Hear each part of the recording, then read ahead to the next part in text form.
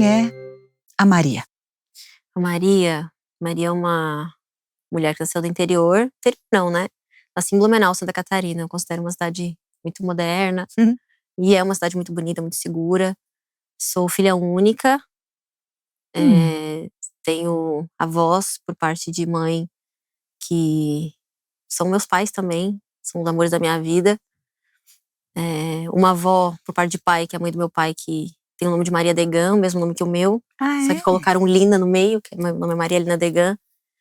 Tenho 26 anos, fiz faculdade de engenharia civil. Não me formei, mas cheguei perto. Faltou alguns semestres para terminar. Trabalhei em concessionária durante 4 anos. Estava me destacando no meio. Era muito feliz com o que eu fazia. Trabalhei de babá, já. Trabalhei de palhacinha de festa infantil. Meu nome era Cerejinha, Palhaço Cerejinha. E fui babá de um menino chamado Davi, ele era uma criança especial. E eu fui babá dele durante 1 ano. E ele tinha convulsões às vezes, era hipotônico também. Ele era um bebê, meu bebezinho ele era. E a família dele foi muito especial pra mim, eles me deram minha carteira de motorista. Foi uma segunda família pra mim, vim de uma família simples.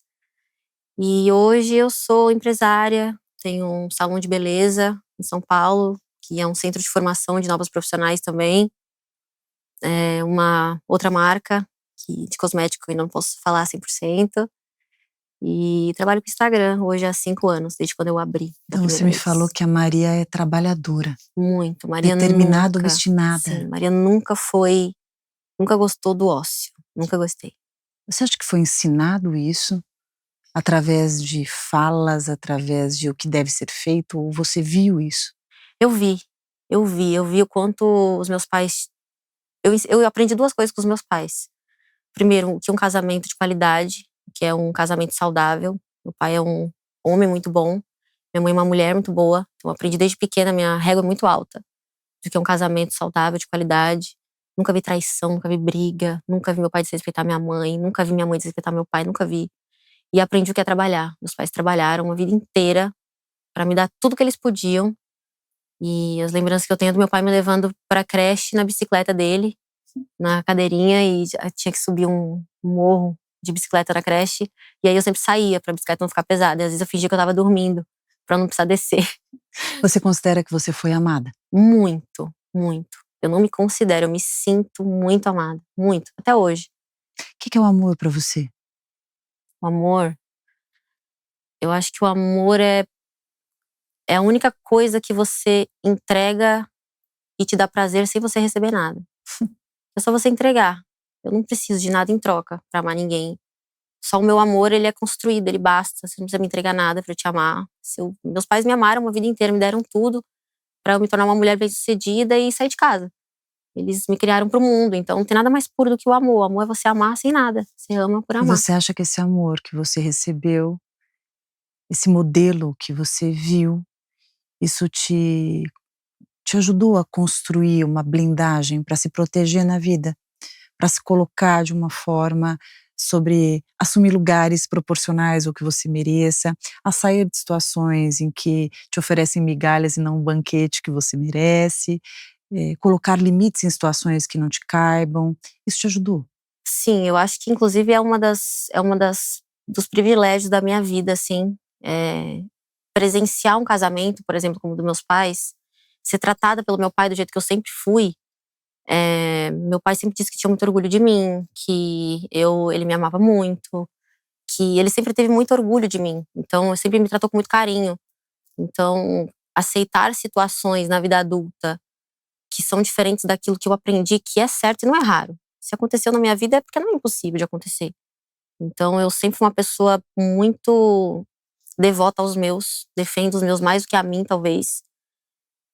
E sem me retirar de lugares sem nenhum problema. Acho que a maturidade traz isso também. Quando você é muito inseguro, por mais que você receba uma estrutura familiar muito grande, quando você é inseguro, quando você é imaturo, você acaba implorando algumas migalhas, seja de amizade, quando você é adolescente, mas depois que você fica adulto, você vira adulto, o privilégio da minha vida é ter uma família estruturada a ponto de saber exatamente o que eu quero, o que eu não aceito. Se você tiver só isso pra me dar, não quer dizer que você não presta, mas é que pra mim, muito obrigada, não basta. Outra pessoa talvez bastará, pra mim não.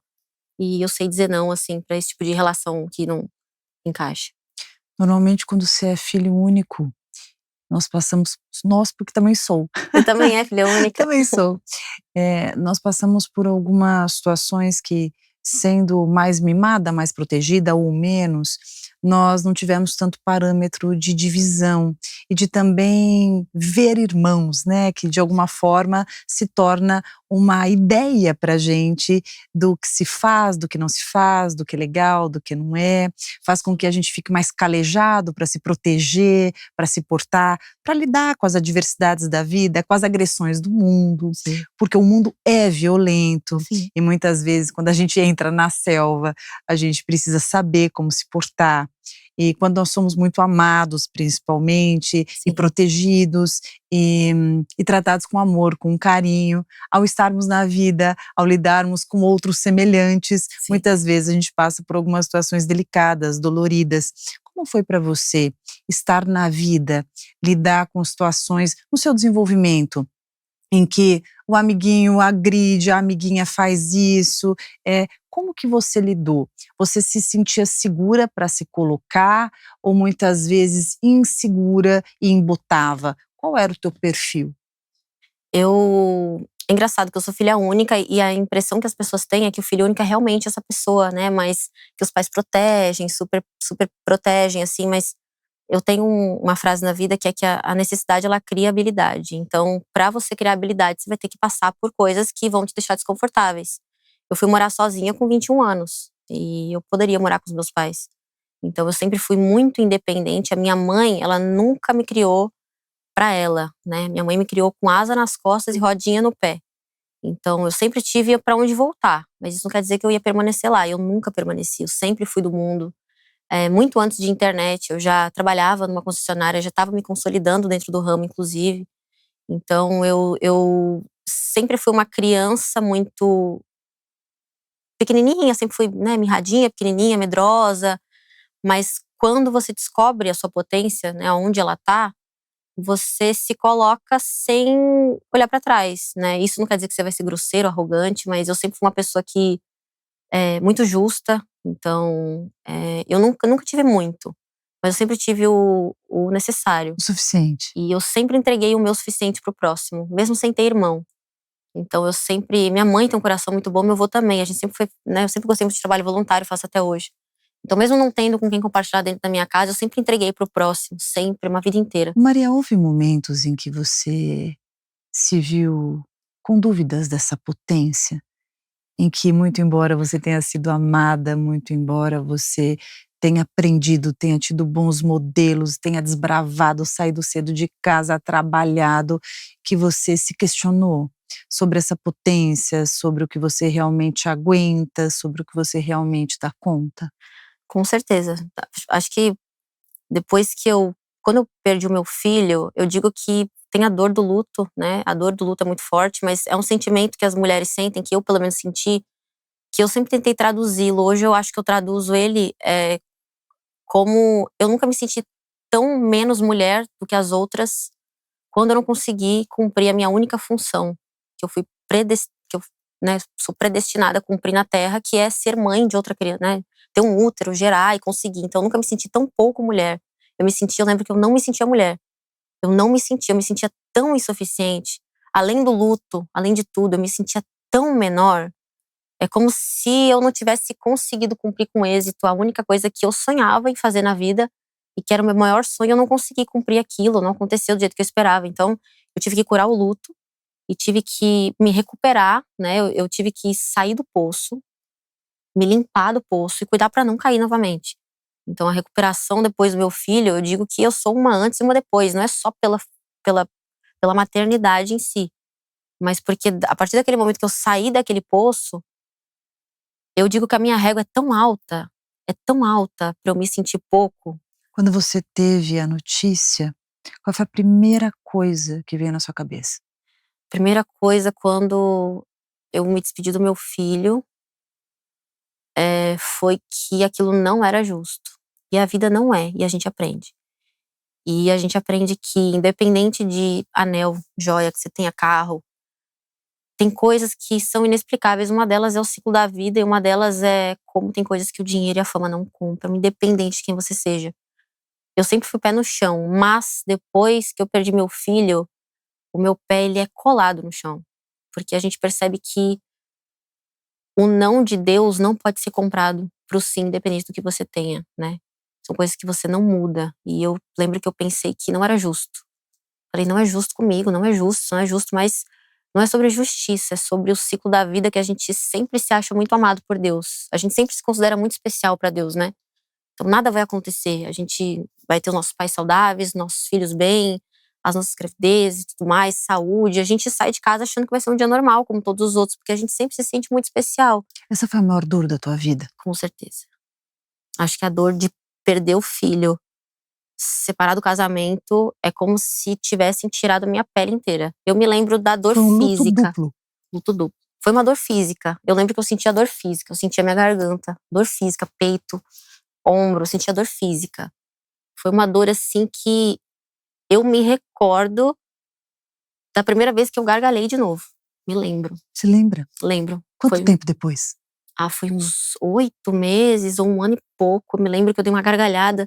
Eu já tava no meu apartamento novo, então acho que foi mais de 1 ano. Eu lembro que eu dei uma gargalhada com um amigo meu assim, ri bem alto. E eu levei um choque tão grande, porque eu não lembrava do som da minha própria gargalhada. Passei meses sem gargalhar alto mesmo. Sorrir, a gente sorri, né? É engraçado. Às vezes a gente passa um processo de dor tão profunda que é como se a gente não se lembrasse feliz. Eu não lembrava.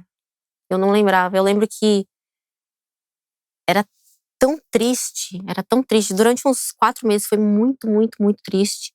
Óbvio que depois também foi triste, mas durante os 4, 5 meses foi tão triste. Choque, né? Foi tão doloroso que eu lembro que eu continuei morando na casa, né? Até acabar o contrato da casa que a gente morava. Eu passava todos os dias pelo closet, só minha parte com roupa. Passava todo dia pelo quarto do meu filho cheio de caixa, que não tinha mais, né, mais decoração, mais nada. E eu acordava de manhã. Nesse tempo, meus 2 melhores amigos foram morar comigo, que são os padrinhos do meu filho, inclusive, o Roosevelt e a Ana Júlia, são meus melhores amigos até hoje. E a Ana Júlia dormia do meu lado, minha melhor amiga, minha irmã, minha alma gêmea, ela dormia do meu lado. Eu acordava, sei lá, 10 horas da manhã, aí eu forçava pra dormir mais, assim. Aí eu acordava 11 horas, meio-dia, aí eu forçava até não aguentar mais dormir. Aí eu acordava, eu juro por Deus, eu falo isso, eu juro por Deus, eu acordava e eu calculava. Meio-dia, 1, 2, 3, 4, 5, 6, 7, 8, 9, 10. Tem mais 10 horas pra dormir de novo. Eu só queria dormir. Eu só queria dormir. É o meu único momento de Como se o paz. sono fosse anestesiar, né? Eu só sentia paz dormindo, porque enquanto eu estava acordada, e aí isso tudo com internet, exposição, né, com as pessoas falando muitas coisas que me machucaram muito na época. Maria, você acha que as pessoas não têm ideia do quanto os comentários, o julgamento, as palavras em vão, a falta de bom senso, será que elas não têm noção do quanto isso impacta, do quanto isso machuca, do quanto isso fere? Eu acho que elas têm, e elas fazem isso intencionalmente, só que é como se fosse um espelho. Então a internet, eu acredito que tudo posso, mas nem tudo me convém, né? Eu posso achar muitas coisas, mas falar algumas coisas é muito mais um espelho da frustração da pessoa com ela Uma mesma. confissão, né? Isso. E depois que inventaram que é só a minha opinião, ninguém mais ofende ninguém, tá tudo lindo, né? Tudo pode. Mas eu acredito que, pelo menos eu aprendi isso na minha criação, acho que é básico do ser humano, né? Eu posso não concordar com muitas coisas, mas nem tudo merece a minha opinião. É. Então, as pessoas, quando elas expõem algumas opiniões, muitas delas é só falando do cabelo, do corpo, outras são muito graves, né? Já escutei coisas horríveis. Eu acho que na internet, assim, poucas pessoas escutaram tamanha crueldade como eu escutei. No meu caso foi porque eu perdi um filho. Então, Tipo o quê? eu escutei coisas horríveis. Na época eu escutei que o golpe tinha dado errado, que eu ia ter que voltar a trabalhar, que eu não, né, que eu não, o golpe deu errado, agora eu vou ter que voltar a trabalhar. Muitas coisas de pessoas da minha cidade, inclusive, né, de algumas pessoas específicas da minha cidade, disseram que eu não merecia, que Deus sabia o que tinha feito, né, tinha tirado meu filho de mim porque eu não merecia ser mãe, que eu ia ter que procurar outro para dar o golpe. que Deus sabe o que faz, Deus tirou meu filho de mim porque ele ia ser um golpe pra eu, né, me dar bem na vida, e que Deus me tirou pra eu aprender a trabalhar. Como se eu nunca tivesse trabalhado antes. Mas eu entendo que todas essas pessoas, se elas estivessem nessa sala aqui, nenhuma delas teria coragem de falar olhando na minha cara, já começa por aí. E eu entendo que tudo isso que elas falam é depositando uma frustração que não me pertence, pertence a elas. É muito mais triste ser elas do que ser eu escutando. É muito mais triste ser elas falando do que ser eu escutando, com certeza. Você falou da madrinha, né, você falou Sim. dos amigos, dos momentos de dor. Como é bom a gente saber que tem com quem contar. Ter uma mão que segure a nossa, ter um ombro, ter um colo, tanto nos momentos bons quanto nos momentos ruins. Saber que nós temos a quem recorrer, isso eu falo que é como se fosse um braço de Deus, né, Eu falo isso também. personalizado ali, de alguma forma personificado, perdão, Sim. personificado, né, em forma de ser humano. A gente escuta algumas coisas e a gente sente também, como se fossem, aqueles remédios em forma de palavras, né, em formas de gesto, Sim. em forma de atitudes que fazem toda a diferença. Eles largaram a vida deles, né, durante quase 1 ano, pra morar comigo, literalmente. E eu choro porque eu sou apaixonada por eles, sabe. As pessoas as pessoas por muitas vezes me perguntavam por que eu não tinha muitos amigos influenciadores, né, tipo, as pessoas me perguntavam muito por que eu não tinha muitos amigos influenciadores, que eu estava envolvida, só que elas nunca me viam com muitos influenciadores, eu nunca estive rodeada dessas pessoas. E pra mim sempre foi tão claro que quem eu precisava eu já tinha. Eu sempre tive eles. E, ai, Você acha que ali você sentiu, eh, esse poder da potência da amizade? Porque ter um amigo é um tesouro, né. sim, Aliás, ter amigo é raridade, assim como sim, ser amigo, porque às vezes sim. a gente cobra, mas não é, né. Imagino que se eles fizeram isso, se eles fazem isso, é porque talvez você também seja assim com eles. Ah, com certeza, O mas que que você define? Como que você define um verdadeiro amigo? eu acho que uma amizade, ela não é um negócio, né, um negócio é muito simples, a pessoa não serve e você infelizmente tem que substituí-la em nome da sua empresa, né, em nome dos acionistas ou de qualquer outra coisa, em nome das vendas, você tem que substituí-las, que cada um tem que cumprir um papel com excelência.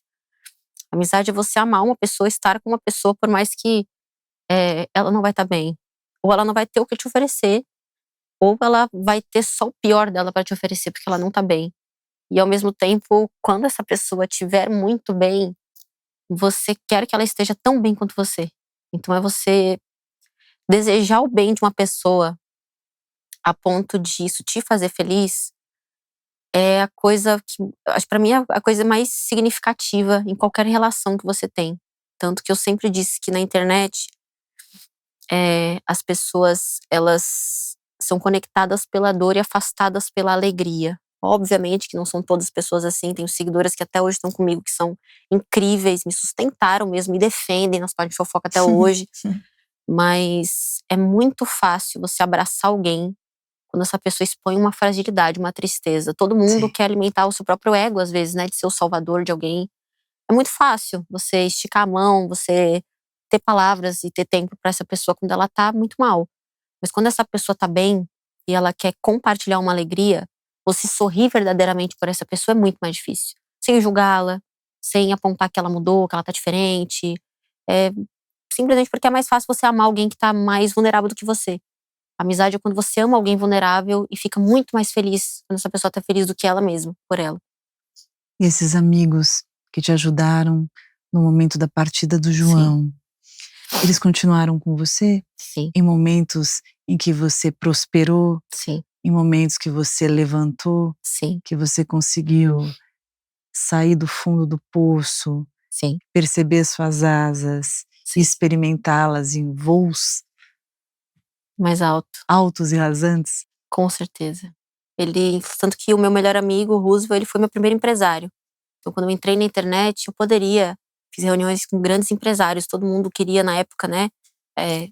Eu tava muito no meio, mas eu tava muito fora, eu nem entendi o que era, nem sabia nem o que era publicidade, não sabia nem gravar, mas as pessoas voavam em cima de mim, porque queriam, né, pegar aquele momento pra comercializar, Sim, sim. porque é o que se faz, né? Sim. Enfim, eu tinha acabado de entrar na internet e o Roosevelt ficou como meu empresário durante 1 ano. Ele não tinha experiência nenhuma, a gente aprendeu tudo junto, os dois. Depois ele saiu, ele voltou pro estado dele. Eu conheci eles tem 7 anos já. Então a Ana Júlia, ela sempre foi a minha amiga que tinha mais condições, mais dinheiro, morava numa kitnet. E ele estava comigo na faculdade. 2 liso, não tinha dinheiro pra nada. Às vezes ele dava R$ 10 de gasolina pra ele me buscar em tal lugar. E depois a gente viajou pra Dubai, todo mundo junto, eu e eles. E eles foram junto comigo, a gente passou o ano novo, eu, ele e ela, em Dubai. Fica claro que você valoriza vínculos. Muito, Fica claro muito, que as conexões sinceras, elas são valiosas para muito. você. E a Ana Júlia acreditou em mim muito mais do que eu acreditei. Muitas vezes eu falava, poxa, eu não consigo, poxa, tá tão difícil, poxa, eu não vou conseguir. A Ana Júlia falava, você reparou como você tá melhor? Olha o que você acabou de falar. Tá vendo como você tá reagindo melhor? É difícil falar dela. Ela te vê. É bom ser vista. Você usou um termo que eu preciso destacar, que é eu perdi meu filho, que é o termo usual que as pessoas falam, e não só sobre filhos, mas a gente fala perdi meu Sim. pai, perdi minha mãe. Você acha que aqueles que se vão antes de nós são perdas ou são partidas antecipadas do nosso momento? Eu concordo. Eu sempre digo que, depois de tudo que eu passei, eu me considero recuperada 100%. Eu digo que o luto é como uma ferida, né? Você abrir uma ferida, uma hora vai cicatrizar, vai ficar cicatriz. Você vai olhar, você vai lembrar da dor, mas não vai doer mais. Mas você lembra o quanto doeu, o quanto significa. E eu nunca permiti, depois de me recuperar, me permitir sofrer o máximo que eu podia, tudo que precisava, porque eu acredito que o luto ele é como uma conta de cartão de crédito, né? Se você não esconde, não vive, isso volta e Os volta pior. juros, né? Com juros, pior. Então eu senti, me recuperei, mas eu nunca permiti trazer isso com tristeza sempre. É muito difícil porque a gente fica meio desamparado, né? Porque você fica, puxa, mas como que eu vou ver algo bom nisso? Mas você não precisa ver algo bom enquanto você tá passando por isso. Um momento isso vai passar, passa. Algumas pessoas demoram 1 mês, 2 meses, 5 anos. Mas quando isso passa, quando isso passou pra mim, eu ressignifiquei tudo que eu podia. E eu vi meu filho como a minha maior transformação de vida. Não teve terapia, não teve tratamento psiquiátrico que eu fiz, não teve nada que me transformou mais, assim. E a minha mãe sempre me falou, né? Eu sempre fui uma pessoa muito controladora. Sempre fui muito controladora. Eu sempre fui muito liderante, assim, desde a juventude, sempre fui muito liderante, sempre tomei a frente de tudo, sempre fui muito controladora. E minha mãe sempre me falou, quando eu era mais jovem, minha mãe falou: a gente aqui dentro de casa tenta te ensinar com amor, a vida vai te ensinar com dor. E eu aprendi que a vida a gente não tem controle de nada. A ansiedade, ela não nos pertence. Então, a gente tenta tomar o controle da nossa vida de tal forma que a gente não tem controle de nada. Então, isso é bíblico, inclusive. A ansiedade, ela não nos pertence. E a gente tenta controlar tudo a todo momento, a gente só tem que fazer o nosso melhor e deixar com que as coisas O aconteçam. que você acha que a vinda do seu filho, do João, à sua vida, trouxe e proporcionou para você na tua jornada aqui? Minha jornada me tornou uma filha muito melhor, porque você entende, né, seus pais, aí você entende tudo. Quando você tem um filho, você entende tudo. Me ensinou a ser mais tranquila.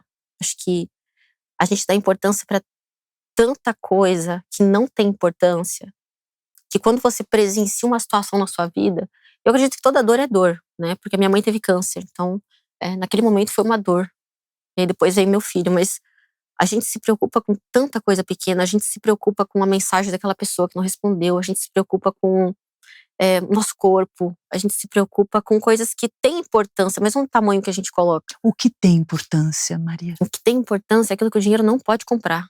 Tudo que o dinheiro compra é barato demais. Então, é muito bom você ter conforto. Hoje eu posso proporcionar pra minha família, é muito bom, muito prazeroso.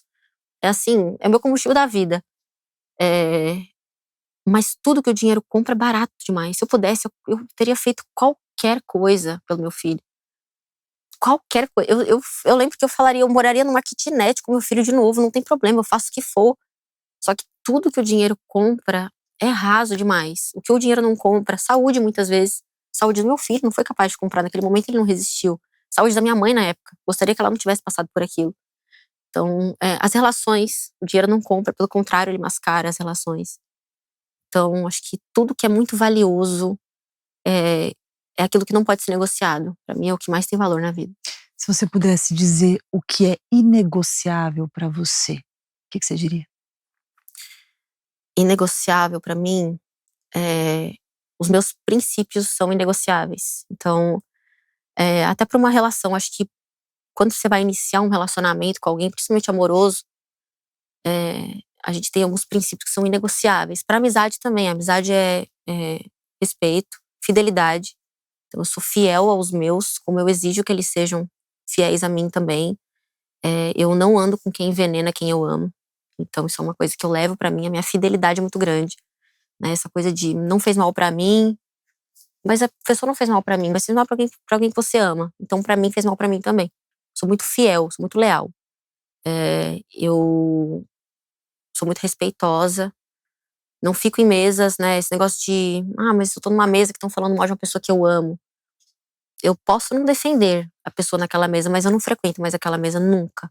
Porque estão falando mal de alguém que significa pra mim. Então, lealdade, fidelidade dentro de um relacionamento, que eu acho que é a decisão mais importante da sua vida, né? Quando você escolhe alguém pra ser pai dos seus filhos, né? Alguém que vai, poxa, vocês vão dividir a criação de uma mesma pessoa. Se vocês estiverem juntos ou não, independe disso. Então, pra mim, a fidelidade também, o respeito, a lealdade, uma pessoa que tenha princípios familiares. Eu não abro mão de forma nenhuma de família. Então, uma pessoa que não quisesse isso pra mim não teria a mínima possibilidade. Considerando todos esses valores que você me conta, separar de um casamento não deve ter sido fácil. Não foi fácil, foi difícil. Ainda mais sem maturidade, né? Na época eu era muito imatura, então foi muito, muito, muito difícil. E tudo exposto, acho que é tudo muito pior. E o luto do filho, ele também é um fator extremamente motivador para essa, instabilidade. Sim, Muito difícil, sim, difícil olhar o parceiro, porque sim, tudo lembra, tudo remete. sim. Parece que pedaço nosso que tinha que estar não está, que sentido faz estarmos? Quantas vezes se passa Você por isso? gasta tanta energia tentando se manter vivo que você esquece do outro naquele momento, porque vocês dois estão tentando se manter. E aí tem casais que não conseguem, a taxa de separação é muito alta depois que perdem um Altíssimo. filho. Então, ou os dois olham pra si só pra tentar se reconstruir, ou eles olham pros dois e tentam se reconstruir. Tem casais que conseguem, tem casais que não Você conseguem. acha que muitas vezes a separação ela vem com uma tentativa desesperada de sobreviver?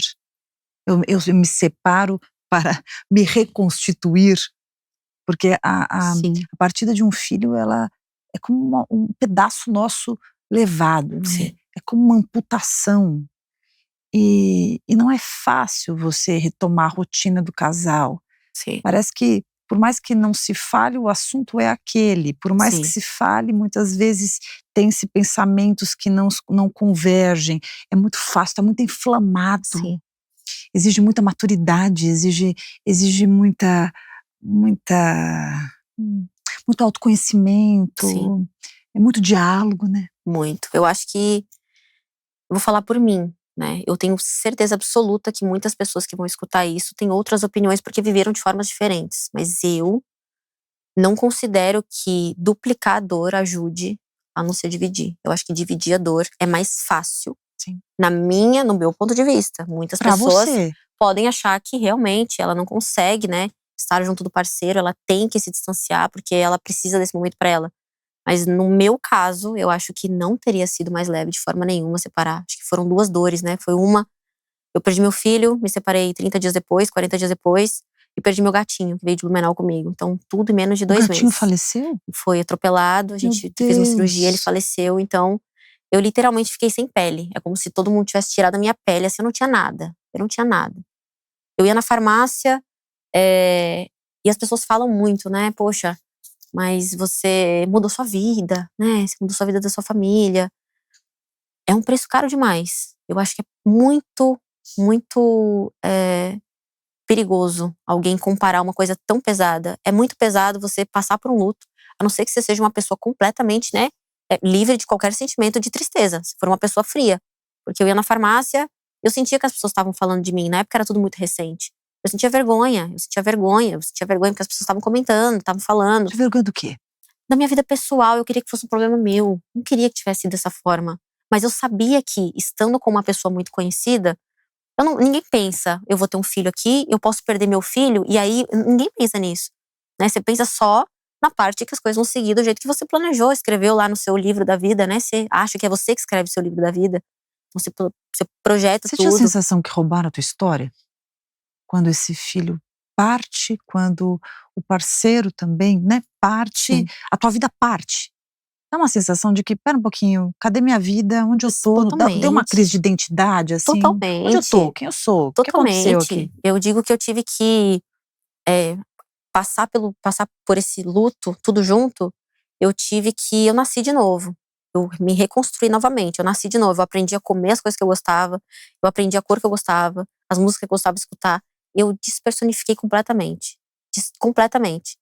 Eu não via a luz do sol, como se tudo fosse preto e branco. Eu tive que pegar um lápis e colorir a minha vida tudo de novo. Você acha que nesse momento você estava vivendo o processo do luto, um luto árduo, porque foi um luto triplo, conforme você falou, né? Sim, Meu filho parte, me separo e meu gatinho sim. morre. Você acha que você viveu um luto triplo e a tristeza era proporcional ao luto, ou você acha que você deprimiu? Não, não. Engraçado que eu não entrei em depressão quando perdi meu filho. Eu não tomei antidepressivo. Eu fiz acompanhamento muito forte. Eu cheguei a fazer Uhum. 2 vezes na semana de terapia. Mas as coisas são muito engraçadas. É por isso que eu digo que a gente se apega a coisas que a gente não tem controle. A gente não tem controle das coisas tanto quanto. Eu não entrei em depressão quando perdi meu filho, por mais que eu tenha ficado extremamente abalada. Foi o fundo do poço pra mim.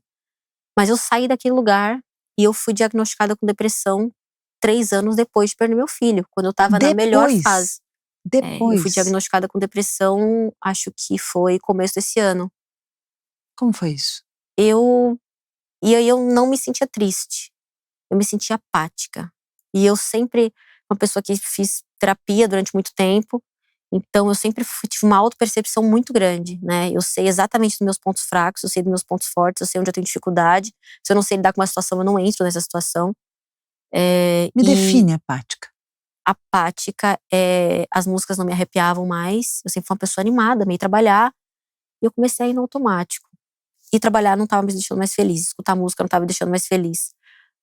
Subir de avião não estava me deixando feliz. Eu fui pra Disney e eu fiquei feliz, mas não era eu. Eu me senti apática a ponto de não reagir nem positivamente nem negativamente. As coisas estavam acontecendo e eu sentia falta de ficar triste que fosse, com raiva, não conseguia sentir nada. Absolutamente apática, nem alegria, nem tristeza, nem raiva, apática. A minha vida virou um ciclo, assim, uma Estou tendência. sobrevivendo, não estou vivendo. E eu não sentia a intensidade das coisas como antes. E eu comecei a perder a vontade de fazer coisas que me faziam muito feliz. Sempre gostei de cuidar da minha casa. Eu não queria, final de semana eu só queria ficar fazendo nada. Eu não queria mais ver minhas amigas. Comecei a me sentir apática. E aí, nesse momento, eu tenho consulta com a minha psiquiatra. Eu falei com ela.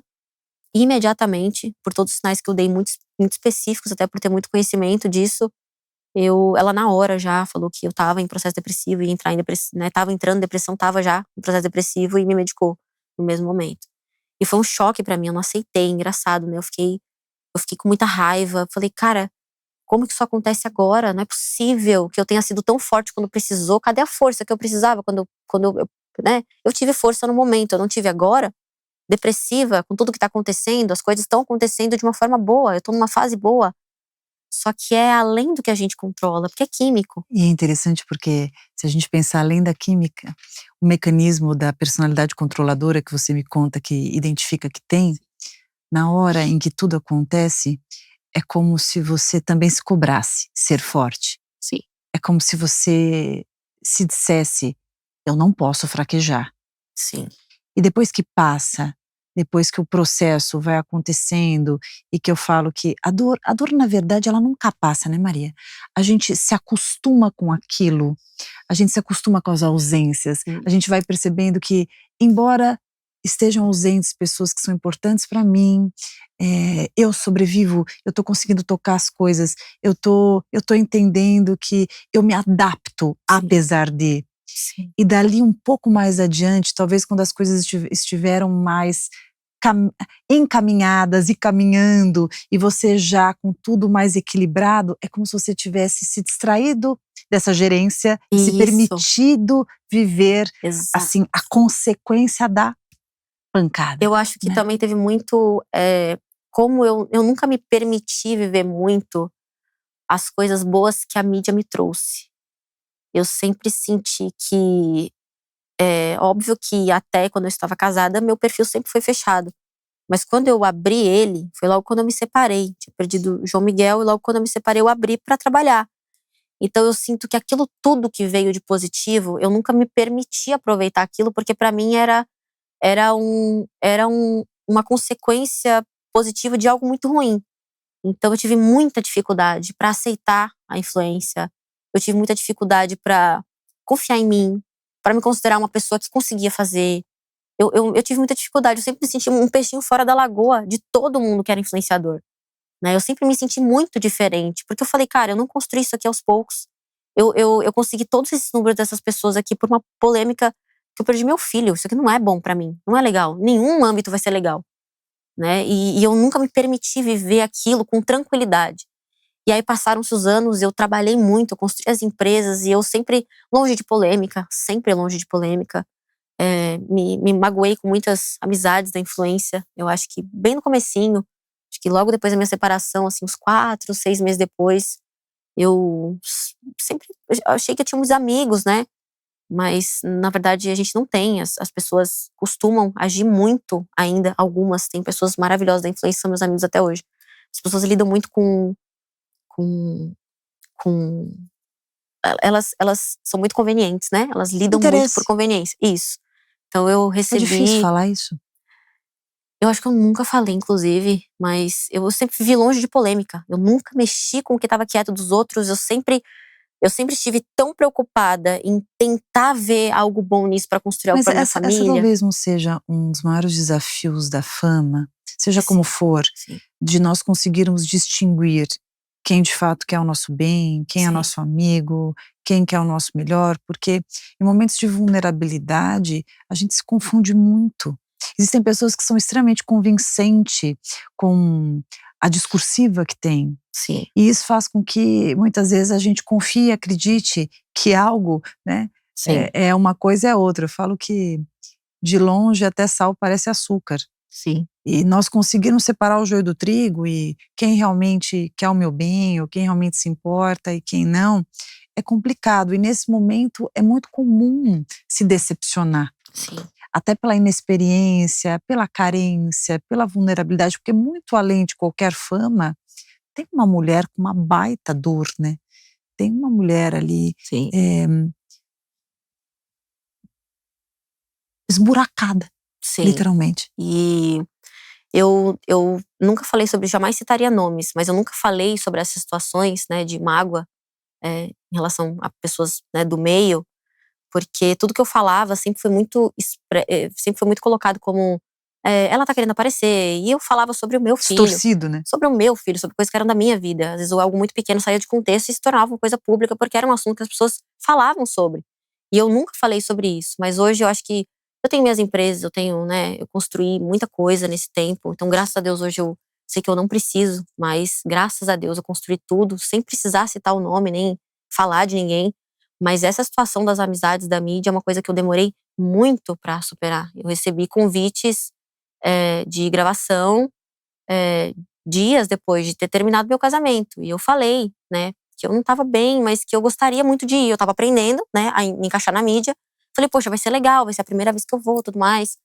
E pessoas que depois de um mês eu mandei mensagem, falei, oi, tudo bem, agora eu tô melhor, o que você acha? E nunca mais me responderam. Então, bem ali na viradinha do término, poxa, pessoas que eu confiava, eu não vou, E eu qual não era a tava bom. sensação?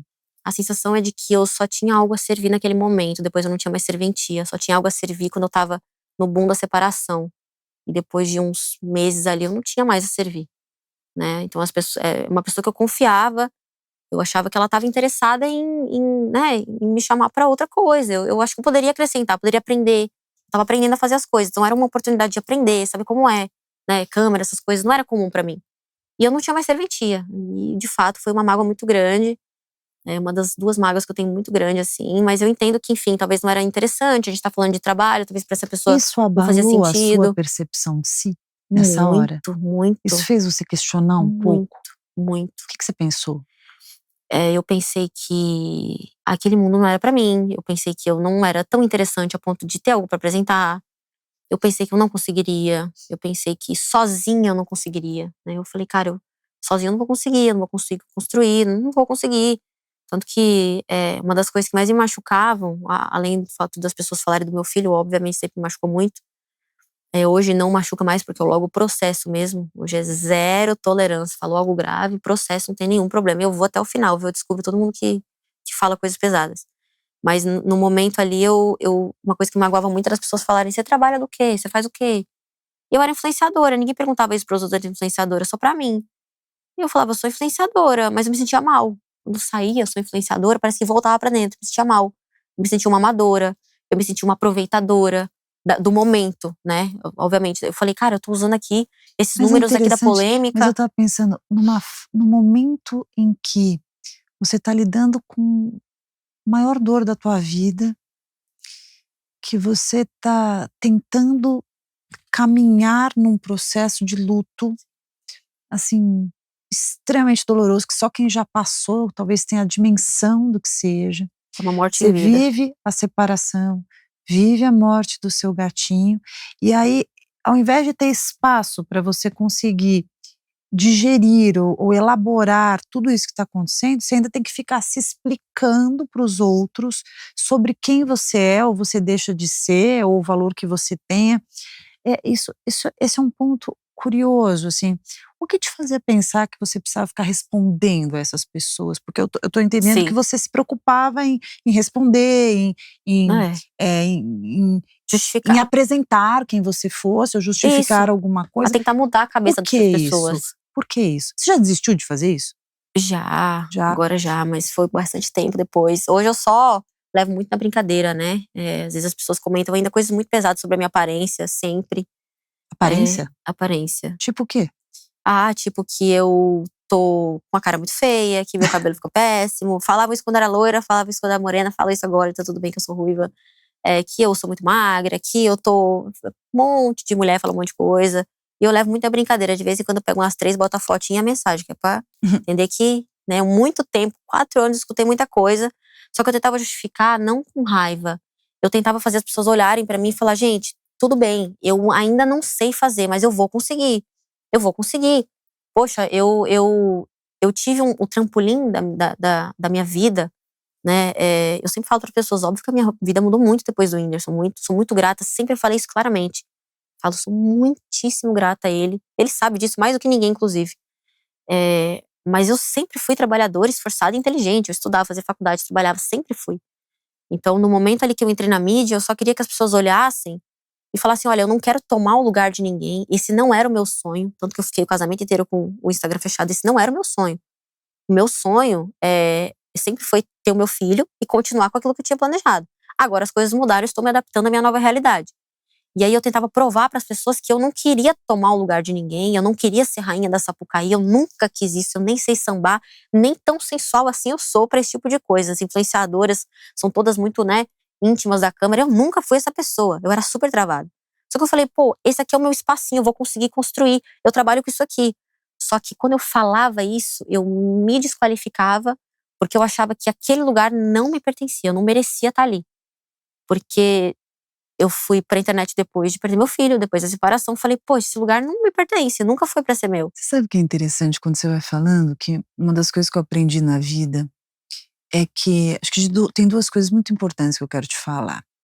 Primeiro que não adianta a gente querer explicar algo para quem não quer entender. Sim. Não adianta a gente querer convencer alguém que já está convencido de algo. Sim. Não adianta a gente querer mostrar algum viés ou apresentar alguma perspectiva de alguém que já se muniu da certeza de uma determinada opinião, ou alguém que já se obstinou a acreditar que você seja algo. Eu Sim. falo que tem pessoas que nos desenham de uma determinada forma, internalizam algo a nosso respeito, que não há qualquer espaço ou abertura de considerar ser apresentado para o que somos, mas precisa continuar fortalecendo ou destacando para si, negritando aquilo que construiu sobre nós.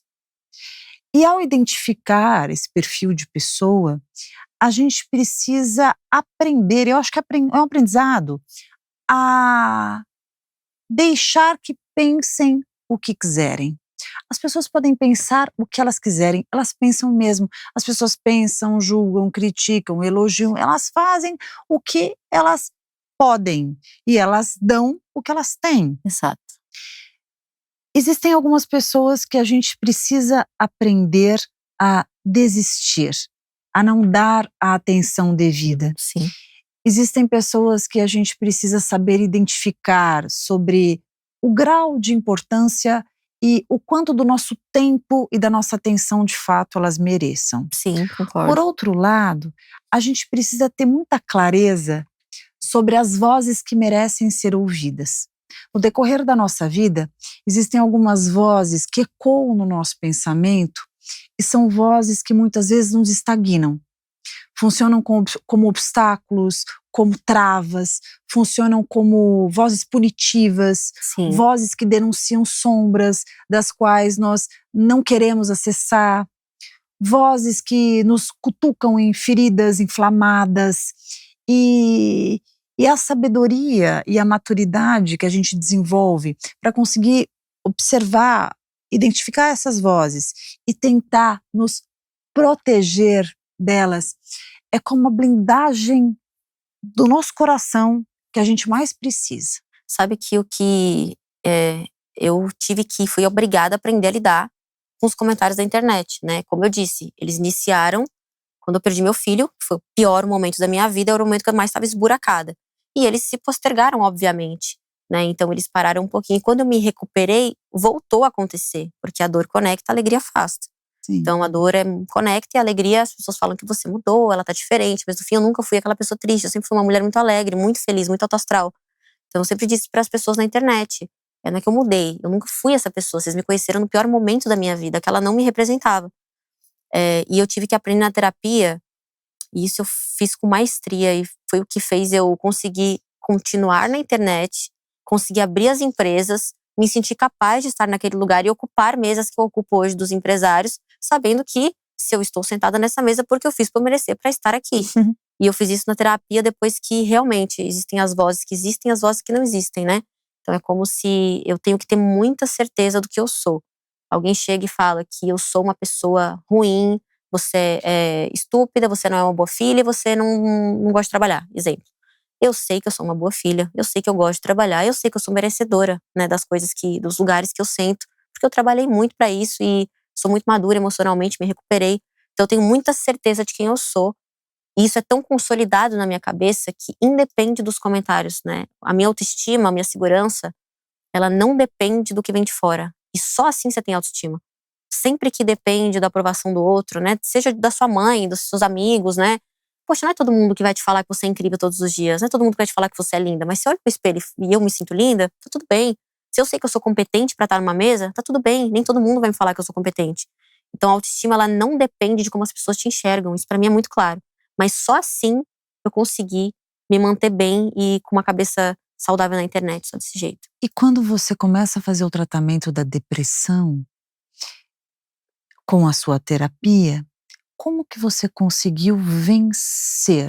Porque na verdade não existe uma cura absoluta, mas Sim. existe a percepção do que está acontecendo, o gerenciamento melhor dos nossos sentimentos, a ressignificação de feridas, para que a gente consiga andar e se permitir Sim. sorrir para a vida, ao mesmo tempo que a gente chora em alguns momentos. Quando que você foi percebendo que você foi se curando, que você foi se recuperando? Quando que foi esse pulo do gato?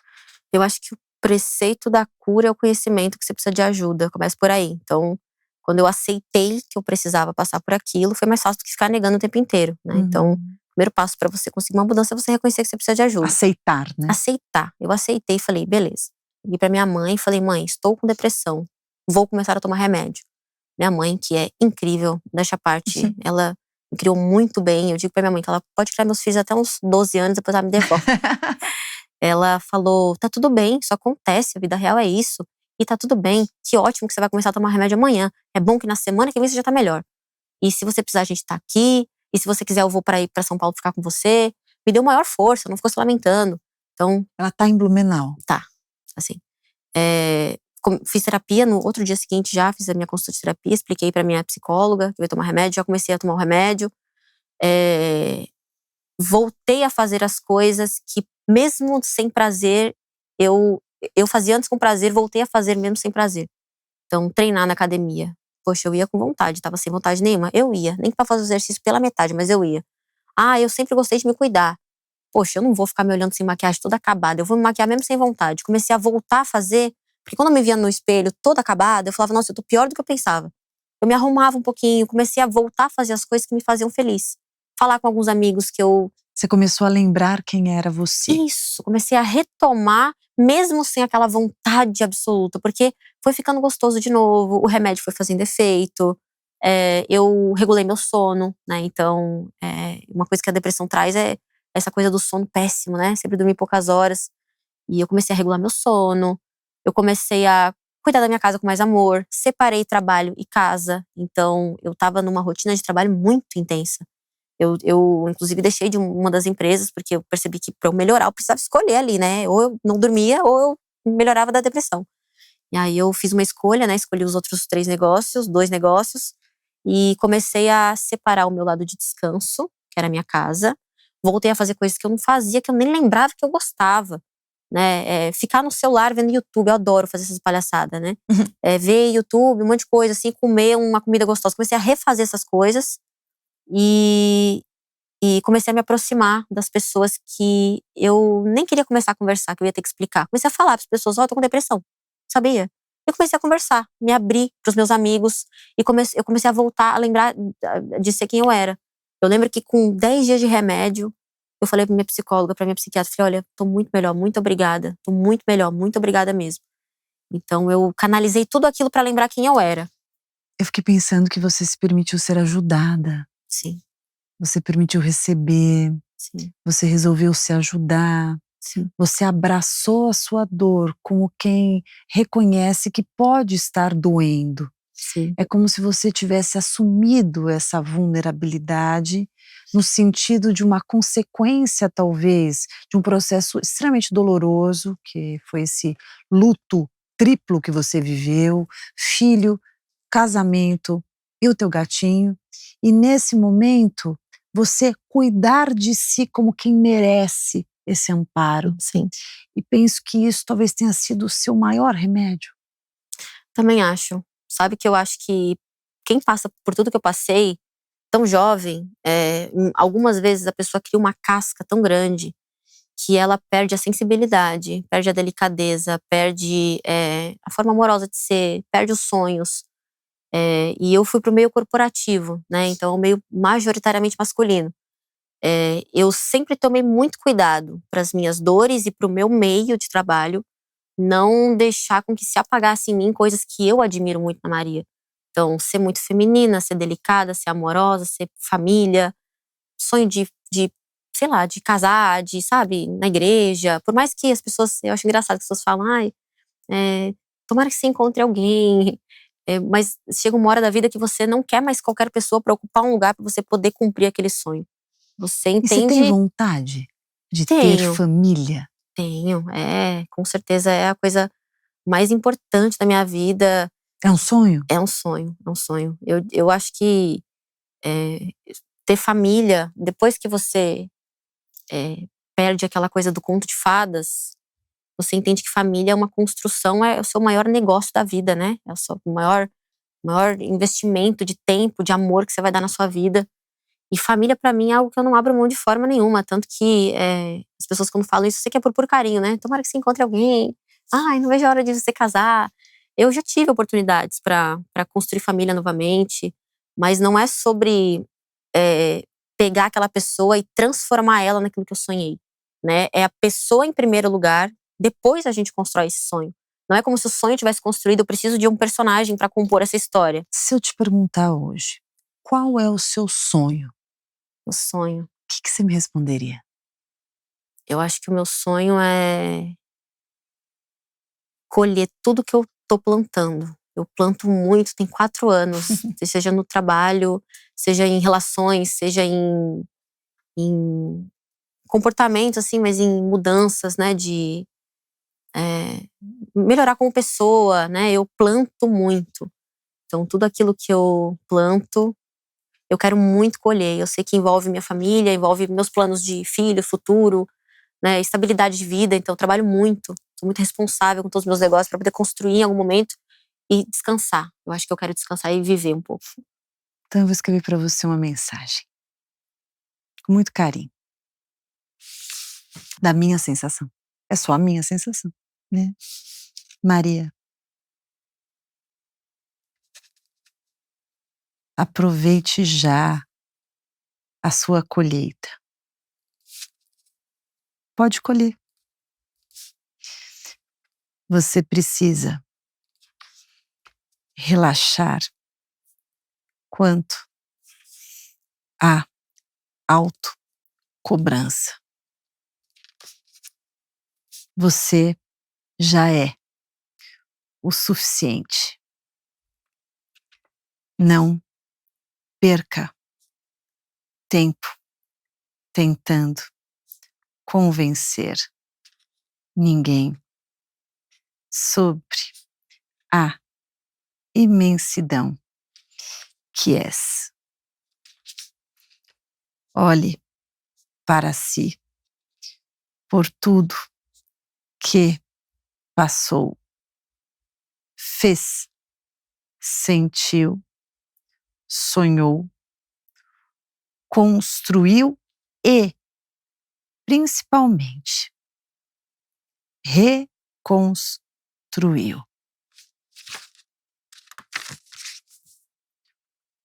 Muitos falam, pensam e acham, mas somente você sabe o que passou. A fortaleza construída pode sim ter seus momentos de baixa. Isso jamais te fará menor, menos mulher, menos mãe, menos nada. Em absoluto.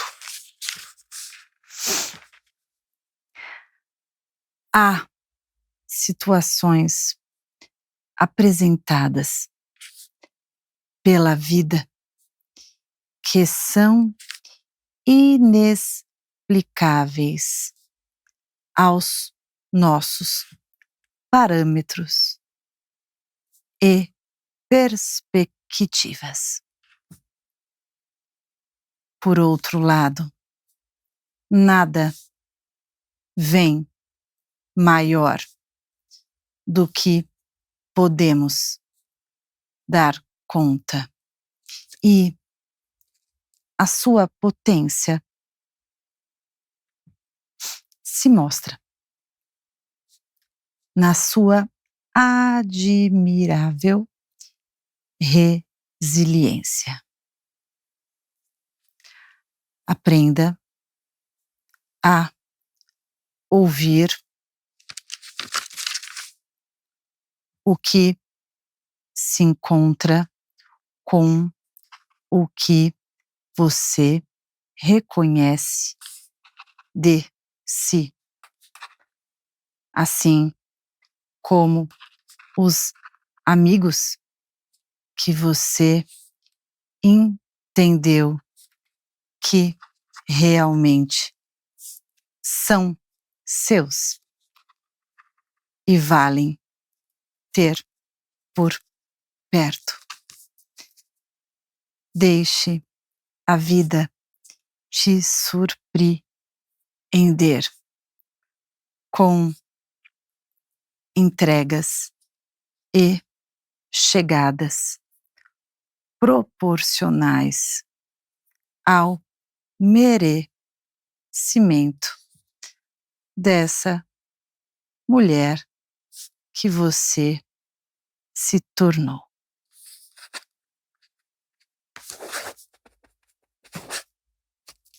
Que lindo, muito obrigada.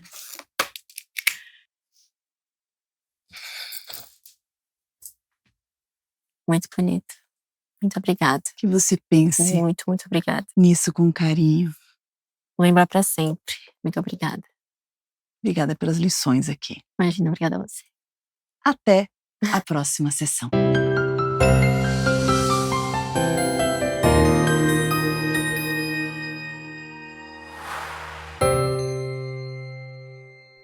Deu vontade de fazer terapia, né? Então baixe agora mesmo o PCAP, meu aplicativo de atendimento psicológico, para você fazer a sua sessão de terapia a qualquer hora, de qualquer lugar.